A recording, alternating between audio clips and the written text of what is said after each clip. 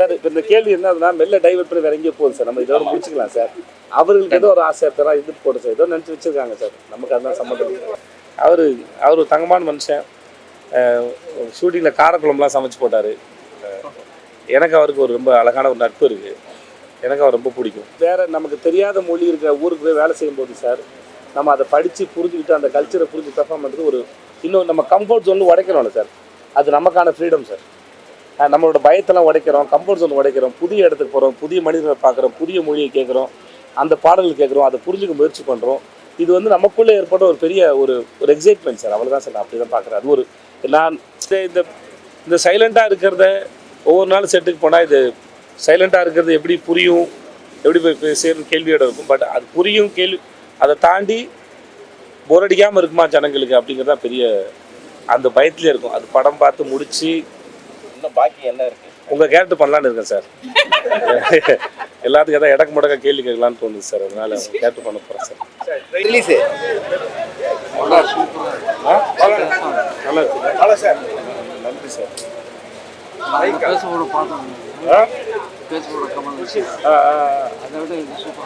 நன்றி சார். வணக்கம். நாளைக்கு நான் அரவிந்த்சாமி சார், அதித்ராவ் ஹைத்ரி, சித்தார்த்னு ஒரு மராட்டி நடிகர், கிஷோர் பலேக்கர் இயக்குனர் டைரக்ட் பண்ண காந்தி டாக்ஸ் அப்படிங்கிற படம் ரிலீஸ் ஆகுது. இன்றைக்கி எல்லோரும் பார்த்துருக்கீங்க. இன்றைக்கி பார்த்துட்டு படத்தை பற்றி உங்களுடைய கருத்துக்களை சொன்னதுக்கும் பாராட்டுகளுக்கும் ரொம்ப நன்றி. படம் நாளைக்கு ரிலீஸ் ஆகுது. ஏஆர் சாரோட மியூசிக்கு. படம் நாங்கள் பார்த்துக்கோம், எங்களுக்கு பிடிச்சிருந்தது, பார்த்த உங்களுக்கும் பிடிச்சது மகிழ்ச்சி. பேசும் படத்தோடு நான் எப்பவுமே அதை ஒப்பிடவே மாட்டேன். ஏன்னா அது ஒரு ரொம்ப கிரேட்டான ஒரு ஃபிலிம். அது இந்த மாதிரி ஒரு படம் நடிக்கிற வாய்ப்பு எனக்கு கொடுத்ததுக்காக நான் கிஷோர் பலேக்கருக்கு ரொம்ப நன்றி சொல்லிக்கிறேன். ஜி ஸ்டுடியோஸ்க்கும் சரி. மற்ற படத்தை தேட்டரில் வந்து பாருங்கள். ஹோப் உங்கள் எல்லாருக்கும் பிடிக்கும் நான் நினைக்கிறேன். தேங்க்யூ.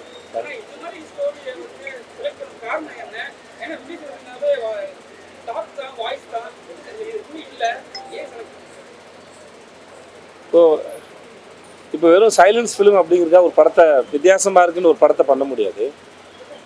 படம் அந்த கதை போகிற போக்கும் அது பேசுகிற விஷயமும் எனக்கு பிடிச்சிருந்தது. அது பெரிய ரிஸ்க்கு வேறு. நான் பயந்து தான் கமிட் ஆனேன். ஏன் ரிஸ்க்குன்னா, இப்போ ஏதாவது ஒரு இடத்துல உங்களுக்கு இங்கே பேசலாமே, ஏன் பேசாமல் இருக்காங்க தோணிடக்கூடாதுன்னு ஒரு ஒவ்வொரு காட்சி நடிக்கும்போது அது மேலே ஒரு கவனம் இருந்தது. இன்றைக்கி நீங்கள் பார்க்குற வரைக்கும் அது மேலே பெரிய பயமும் இருந்தது. நீங்களாம் பார்த்துட்டு என்ன சொல்வீங்கன்னு. ஏன்னா நடிக்கும்போது அதை பார்த்தா கணக்கு போட்டு தான் பண்ணுறோம். அந்த டிமாண்ட் இல்லாமல் பார்த்துக்கணும், இங்கே பேசியிருக்கலாமே இவங்க அப்படின்னு உங்களுக்கு தோணக்கூடாதுன்னு நினச்சி தான் அதை பார்க்குறோம். நாங்கள் நினச்சது எவ்வளோ தூரம் உங்களுக்கு தொற்றுக்குன்னு ஒரு சந்தேகம் இருக்கும். பட் இருந்தாலும் இது எப்பயாவது ஒரு அமைகிற ஒரு வாய்ப்பு. ஒரு நடிகனை அதை பயன்படுத்திக்கணும்னு தோணும்ல. அது தொழிலில் இருக்கிற ஒரு ஃப்ளேவர் தானே. அதனால் அதுதான் ஆசை முக்கியமான பொருட்கள். என்னென்னா மௌன படம் எடுத்துகிட்டு சாங்கு இதுக்கு வந்துட்டு வரிகளோடு வைக்கணும் அப்படின்னு சார். வியாபாரம்னு ஒன்று இருக்குது சார். எல்லாருக்கும் போய் சேரணும். ரகுமான் சார் இருக்கார். இது மாதிரி இது ஒரு இது என்னுடைய முடிவு இல்லை, என் இயக்குனருடைய முடிவு. நான் அது பெருசாக வரவேற்பேன். ஏன்னா இது படம் வந்திருக்குன்னு பாட்டு நல்லா இருந்துச்சுன்னா நிறைய பேர் போய் சேரும். இப்போ நான் 4-5 பாட்டு அதில் ஹிட்டாக இருக்குது, பார்க்குறாங்க. அதன் மூலமாக ஒரு மக்கள் பார்க்க வராங்களே, அது ரொம்ப முக்கியம் தானே. இருக்கட்டும். அப்புறம் முக்கியமாக எப்படின்னா நம்ம எல்லாருக்குள்ளேயும் ஒரு அமைதியாக இருந்தாலும் அதில் நம்ம எல்லாருக்குள்ளேயும் மைண்டில் ஒரு ரிதம் இருக்கும், ஒரு மியூசிக் இருக்கும். ராஜா சார் கூட சொல்லியிருப்பான்னு நினைக்கிறேன். படத்தில் அமைதி, சைலன்ஸ் வந்து ஒரு பெரிய பேக்ரவுண்ட் ஸ்கோர் சொல்லுவாங்கன்னு நினைக்கிறேன். பாலுமந்தா சார் பேசி நான் கேட்டிருக்கேன். ஸோ அந்த மாதிரி அது எல்லார் மனசுலையும் இசையில் இசை இருக்கிறது எல்லார் மனசையும் சாதாரணமான விஷயம் தான் அப்படின்னு நான் சொல்லி பார்க்குறேன். பணத்தோட அருமையை வந்து ரொம்ப சோகமாக கதையை சொல்லலை, பணம் தான் முக்கியம் அப்படின்னு. உண்மைதானே சார். பணம் எப்பயுமே வந்து சத்தமாக பேசும். உங்கள் சத்தத்தை மற்றவங்களுக்கு கேட்க வைக்கும், உறுதுணையாக நிற்கும். ஸோ பண கஷ்டங்கள்லாம் ஏதாவது சார் நம்ம எல்லாருக்குமே அது இருக்குன்னு நினைக்கிறேன் சார். நடிக்கும்போது அஃப்கோர்ஸ் இருந்திருக்கும். ஏன்னா பசிக்கும் போது கையில் காசு இல்லாமல் இருக்கிறதெல்லாம் கண்டிப்பாக எல்லாம் கடந்து வந்த எல்லாருக்குமே அது ஞாபகத்துக்கு வரும்னு நினைக்கிறேன். பட் இந்த கதை வந்து எனக்கு கன்வின்ஸ் பண்ணிச்சு. ஸோ அதுதான் அதான் பேசும் படம் கமல் சாமி.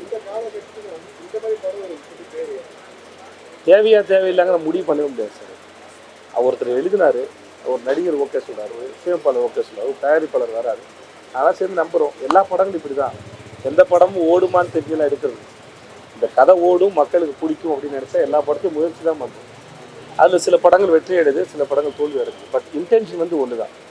இது இந்த காலம் அந்த காலம் அப்படிலாம் ஒன்றும் இல்லை சார். நம்ம எல்லாருக்குள்ளேயும் இருக்கிறதா முடிச்சிடறேன். நம்ம எல்லாருக்குள்ளேயும் இருக்கிறதா அது.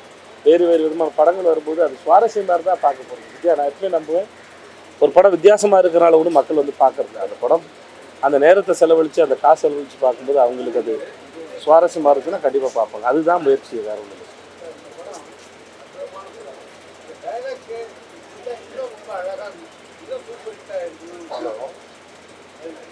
முதல்ல ரொம்ப நன்றி. இல்லை சார், நான் அது ஃபீல் பண்ணவே இல்லை சார். இல்லை, நான் ஏன்னா அவர் இப்படி தான் கொண்டு வந்தார். அவருக்கு அது மேலே ரொம்ப ஸ்ட்ராங்கான ஒரு நம்பிக்கை இயக்குனருக்கு இருந்தது. நான் முதல்ல என்னையே தேடி வந்தீங்கன்னா கேட்டேன் நான். ஏன்னா அவர் மராட்டி இயக்குனர், அங்கே நிறையா படம் பண்ணியிருக்காரு. அவங்க ஊரில் இல்லாத நடிகர்களா எங்கேருந்து இங்கே வந்து என்னையே பார்க்கணும் அப்படின்னு ஒரு கேள்வி தான் இருந்தது. அவருக்கு ஏதோ படம் பார்த்தேன், எனக்கு குறிச்சிட்டு வந்தார். ஸோ அதனால் எனக்கு அந்த வாய்ப்பு வந்து நான் ரொம்ப சந்தோஷப்படுறேன். அப்புறம் இது ஒரு முயற்சி தானே, அது முயற்சி எடுத்து பார்ப்பேன் தோணுச்சு.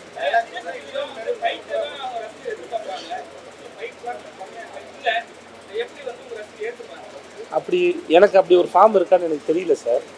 நான் ஃபைட் பண்ணுறது விரும்புவேன் சார் நான். ஆனால் அதுக்காக என் விருப்பத்துக்குலாம் கதையில் வைக்க முடியாது சார். அந்த கதை அதை டிமாண்ட் பண்ணணும். அது டிமாண்ட் பண்ண தான் பொருந்தும். அது இல்லாட்டி ஒரு ஃபைட் வச்சாலுமே வந்து பொருந்தாது சார். எப்பவுமே நம்புவாங்க. ஒரு கதை என்ன பண்ண சொன்னாலும் அந்த கதைக்குள்ள தேவை இருந்துச்சுன்னா நீங்கள் பண்ணினா மக்கள் ரசிச்சுப்பாங்க. அந்த தேவையில்லாத போது நீங்கள் எவ்வளோ சிறப்பான விஷயத்த பண்ணாலும் அது லேகு தான், அது போர் தான். ஸோ கதையில் அதுக்கான சந்தர்ப்பம் இருக்கணும். இந்த கதை அதை எதிர்பார்க்கல, தேவைப்படும். ரசிகரை சார்ந்து இல்லை இது. படம் பார்க்குற ரசிகர்களுக்கு ஒரு படம் பார்க்கும்போது தயார்படுத்துகிற மூடு தான். இப்போ அந்த படத்தில் விளம்பரமோ பாடல்களோ இல்லை ட்ரெய்லரோ போஸ்டரோ உங்களுக்கு அந்த மாதிரி வைப்பை க்ரியேட் பண்ணாத போது அந்த இதெல்லாம் பார்க்கும்போது நமக்கு ஒரு ஐடியா வரும்ல, இந்த படம் இப்படிப்பட்ட படமாக இருக்கும். அது அவ்வளோதான். அது அதுக்குண்டான வேலையை அது செஞ்சால் போதும் சார். ஒரு படத்துக்கும் ஒரு மெனக்கடல்கள் இருக்கும். இந்த படத்துக்கு குறிப்பாக என்ன மாதிரி மெனக்கடல்கள்?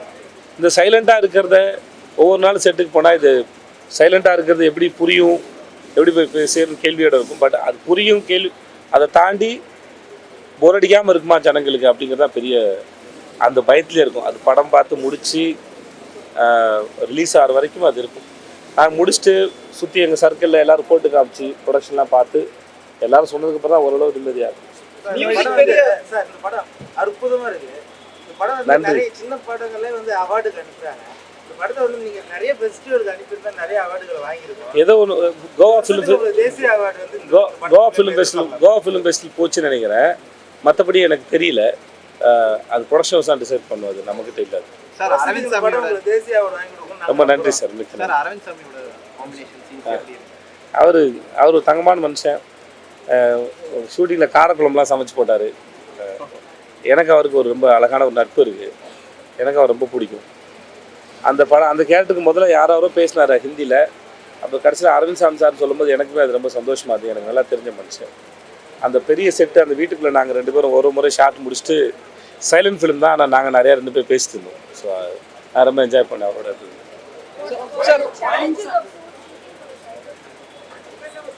ஜஸ்ட் அந்த சீனை கம்யூனிகேட் பண்ணுறது, அதை சக்ஸஸ்ஃபுல்லாக அச்சீவ் பண்ணுறதுங்கிறது ஒரு, ஏன்னா ஒரு வழக்கமாக ஒரு சீன் அடிக்கும்போது எதாவது மிஸ் ஆச்சுன்னா ஏதாவது டயலாக் போட்டு ஃபில்லப் பண்ணிக்கலாமான்னு தோணும். ஏதாவது சம்டைம்ஸ் சீனை படிப்போம், படித்து எதாவது மிஸ் ஆகிற மாதிரி இருக்கும், நம்ம எதையாவது பண்ணிக்கலாம். பட் இங்கே டயலாக் போட்டு ஃபில்லப் பண்ண முடியாது. அப்போ அது மிஸ் ஆகுறதுன்னு தெரிஞ்சதுன்னா ஏதாவது ஒரு ஆக்டிவிட்டி, ஏதாவது ஒரு ஆக்ஷனில் ஏதாவது ஒன்று பண்ணணும். ஸோ அதனால் முன்னாடி வார்த்தைகள் தேடுவோம். இந்த முறை வந்து எதாவது ஒரு அசைவுகள் மூலமாக சரி பண்ண முடியுமான்னு பார்க்குறதால. ஆமாம், நாங்கள் செட்டுக்கு போய் ரிஹர்சல் பார்த்துட்டு, ஏன்னா அதுக்கு நாங்கள் ரிஹர்சல் பார்த்துருக்கோம். செட்டில் போய் ரிஹர்சல்லாம் பார்த்து முடிச்சு தான் போவோம். ஏன்னா அது முதல்ல எங்கள் எல்லாருக்கும் சரின்னு படணும். எனக்கு டைரக்டருக்கு நடிகர்களுக்குலாம் சரின்னு படணும் சார். இது ஒன்றும் இல்லை சார், இந்த ஃபைட் சீக்வன்ஸில் ஃப்ராக்சர் ஆகிடுச்சு சார். ஒரு 8 வாரத்துக்கு சுற்றி வைக்க சொன்னாங்க சார். வேறு ஒன்றும் இல்லை சார். இது இந்த 10 ஒரு படம் நடிச்சிருக்கேன் சார். ஸோ பாலாஜி தான் படம். இல்லை சார், இல்லை சார். ஏன்னா மைம் இல்லை சார். இது மைம் இல்லைன்னு நான் நினைக்கிறேன். மைம் இல்லை. அது பேசுறதுக்கான தேவை இல்லாமல் இருக்கணும். அப்படி தான் பார்க்குறேன் நான்.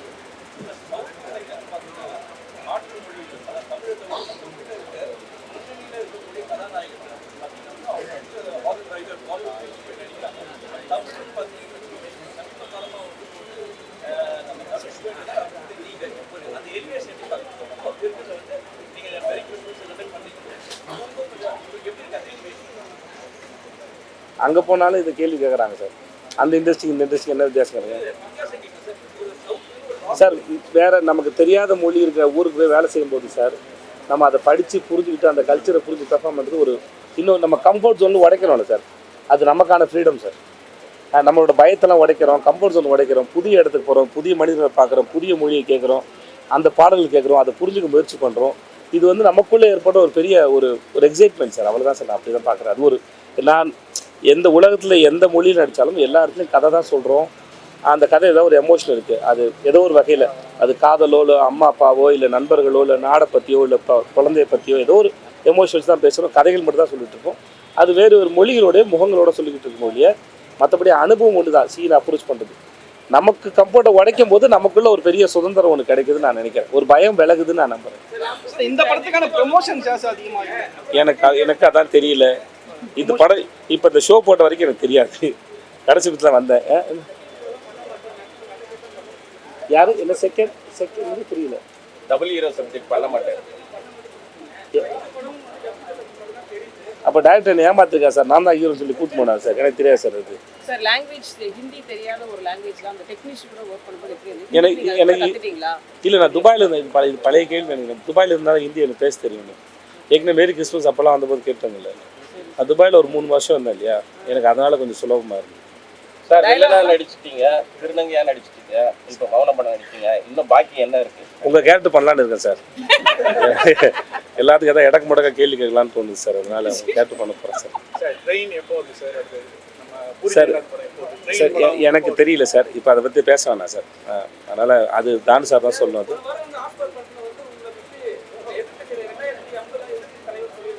எதில் சார் அப்படி சொல்லிடுறாங்க சார்? இப்போ இந்த கேள்வி என்னதுன்னா மெல்ல டைவர்ட் பண்ணி வேற எங்கேயோ போகுது சார். நம்ம இதோட முடிச்சுக்கலாம் சார். அவர்களுக்கு ஏதோ ஒரு ஆசை இருக்கிறா இது போட்டு சார், ஏதோ நினச்சி வச்சுருக்காங்க சார். நமக்கு அதுதான் சம்மந்தம் என்ன சார்? சார் எப்போ கூப்பிட்டா நான் போவேன் சார், அவங்க கூப்பிடணும் சார். ஓகேம்மா சார். சார் மியூசிக் எந்த அளவுக்கு ப்ளே பண்ணிருக்கீங்க? அதுவா சார்? அது ரிஹர்சல் பார்த்தேன் சார். நான் ஒரு என்ன சார், நீங்கள் ஒவ்வொரு முறையும் கேள்வியில் மட்டும் ரொம்ப வித்தியாசத்தை வச்சுருக்கீங்க சார். அது எப்படியும் தெரியல. காந்தி டாக்குங்கிறனால ஃபாரின் சாராக ஊற்றி வீட்டை கொடுத்துறாங்க. இதான சார் உங்கள் சந்தேகம்? மேபி டேரக்டர் கூட யோசிக்க மாட்டான் சார். இது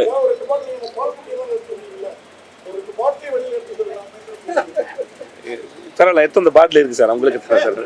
நன்றி சார். ரொம்ப பிரமாதம் சார். ரகுமான் ஐயோ சாரை பற்றி சார். இப்போ ஆமாம் சார், இப்போ மும்பையில் போயிருந்தேன் சார். ப்ரொமோஷன்ஸ் போயிருந்த போது ஸ்டேஜில் அங்கே ஜியோ மாலில் வந்து ஸ்டேஜில் வந்து அவர் ஒரு 6-7 சீனை சூஸ் பண்ணி அதுக்கு லைவாக பேக்ரவுண்ட் ஸ்கோர் பெர்ஃபார்ம் பண்ணாங்க சார். அது பார்க்குறதுக்கு ரொம்ப அழகாக இருந்தது. இந்த படத்துக்காக ரகுமான் சார் மெனக்கெட்டதாக இருக்கட்டும், ப்ரொமோஷன்ஸ்க்கு வந்ததாக இருக்கட்டும், பாடல்கள் கொடுத்ததாக இருக்கட்டும், இந்த படத்துக்கு அவர் கொடுத்த சப்போர்ட் வந்து அளப்பரியது. அது வந்து ரொம்ப பெருசு. இந்த படத்தில் ஆக்சுவலாக சொல்லப்போனால் எங்கள் எல்லோரும் நாங்கள்லாம் பார்த்த வேலை ஒரு 5% தான். ரகுமான் சார் பார்த்த வேலை 95%. அவரோட ஒர்க் வந்து அவ்வளோ பிரமாதம் சார். கமல் சார் பார்க்க சொல்ல போறீங்களா? என்ன பேசும் படம் வந்தது கடந்த காலத்தில். இது ப்ரொடக்ஷன் சார் சார். நான் எதுவுமே டிசைட் பண்ணுறதில்ல சார். இதுவுமே எனக்கு தெரியாது சார். கடைசி சொன்னாங்க சார், சொன்னா சார். அதனால வந்துட்டேன் சார் நான். சரிங்களா சார்? நன்றி, எல்லாருக்கும் நன்றி, ரொம்ப நன்றி.